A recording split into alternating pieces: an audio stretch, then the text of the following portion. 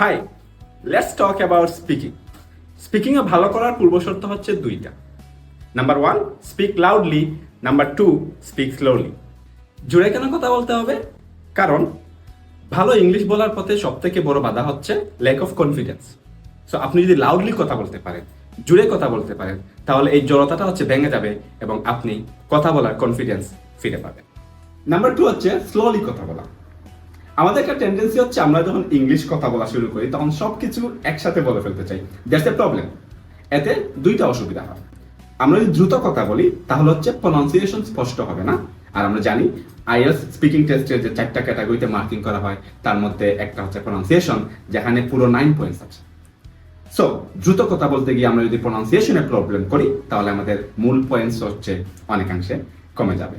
আর 2 নম্বর অসুবিধাটা হচ্ছে দ্রুত কথা বললে মিস্টেক্স হওয়ার সম্ভাবনা বেড়ে যায়। যত বেশি মিস্টেক্স তত বেশি প্রেশার, এবং এই জিনিসটা হচ্ছে আপনার পুরো স্পিকিং টেস্টেই হচ্ছে খারাপ প্রভাব ফেলতে পারে।